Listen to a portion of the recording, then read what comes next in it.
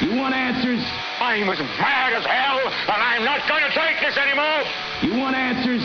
You have offended my family. I think I'm entitled. You want answers? I want the truth. And you have offended Shaolin Temple. You can't handle the truth. Surely you can't be serious. I am serious. And don't call me Shirley.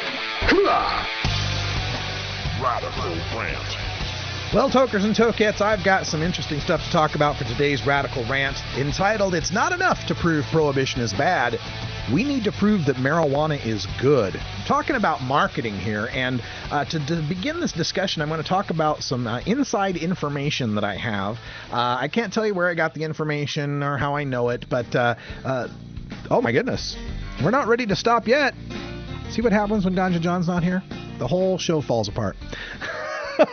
Anyway, as I was saying, it's not enough now to prove that prohibition is bad. We got to prove that marijuana is good. And I got some inside information on some post-Prop 19 polling that took place. And it kind of shows this effect. What they have found in this polling is they asked people their attitudes about marijuana and their attitudes about alcohol.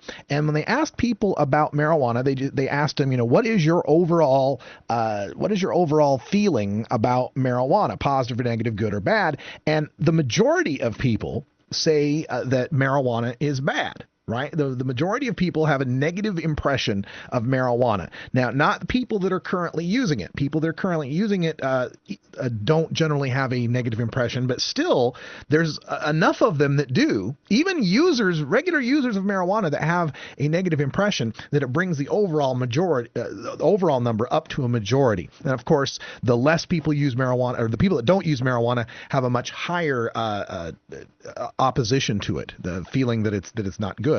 Strangely enough, they found that the people who used to smoke pot like 10 or more years ago, a majority of them have a negative perception of marijuana. Now, when they compared that to alcohol, they asked people if they had a negative or positive perception of alcohol, and the majority had a positive perception of alcohol. They thought of it positively. The interesting thing, though, is they also asked people whether they thought marijuana or alcohol were the more harmful substance, and the majority says alcohol is the more harmful substance. So you got a situation here when people think about it logically, and they evaluate marijuana versus alcohol, they realize alcohol is more harmful. They think about drunk drivers, they think about alcoholism, they think about all the damage it causes to healthy cells and organs, the obnoxious, rude drunks they run into, whatever, right? They have a perception that alcohol is more harmful to the user and to society than marijuana. But when they look at it emotionally, they look at it morally, more people think marijuana is bad compared to alcohol. And this can be attributed to propaganda on both sides. This can be attributed to the propaganda we've seen against marijuana from the past, well, at least 40 years since Nixon, last 70 years since Anslinger and Hearst, and that negative propaganda that has continued to portray marijuana as immoral, as dirty, as a habit, as an addiction, as a vice. That has sunken into the American consciousness. Likewise, commercial after commercial for beer, showing beer drinkers to be happy and young and athletic and fun and talented. All the people we see supporting beer advertisements. You see Eric Clapton playing for Budweiser, for example. People associate beer and alcohol with good times and traditions and celebrations. So when it comes to legalizing marijuana, it's not enough to prove that the prohibition is bad. We've done that. I think by and large, a lot of people realize that the war on drugs is, as to quote Barack Obama, an utter failure. And we see that in the polls too. When we ask people what they think about the war on drugs, almost, huge majority say that the war on drugs is a failure. But they can't make that leap from what we're doing now sucks to we should legalize marijuana because of that moral hurdle.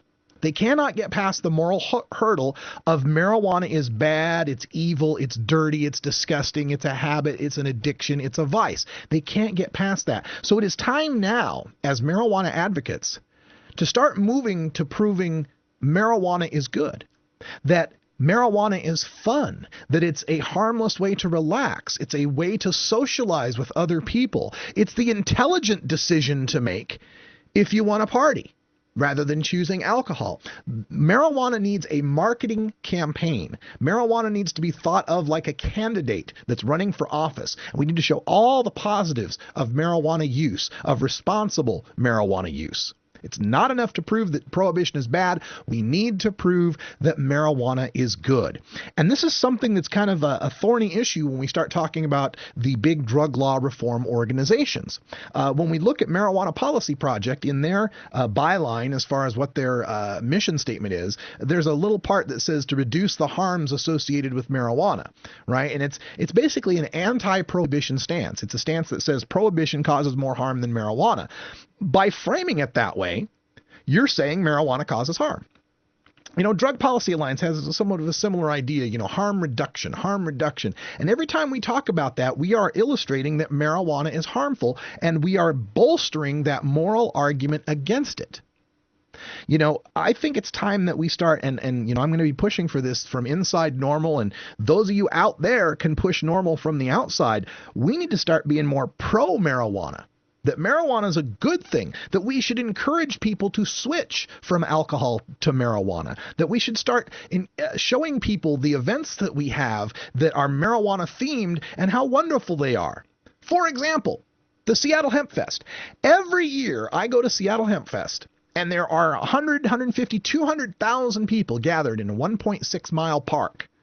No alcohol is served, but there's plenty of marijuana to be had.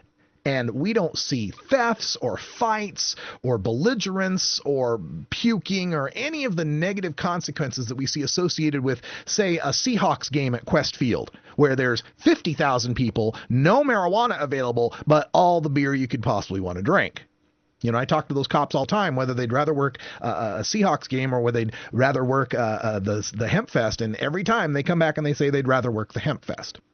And we've shown this not just in liberal, tolerant places like the Pacific Northwest. They have hemp fests in Missouri. They have hemp fests in Michigan. They have hemp fests in Wisconsin, all over the United States. And we show time after time that the marijuana using population, the marijuana public, is much more responsible about this than your typical beer drinkers, beer gardens, and the like.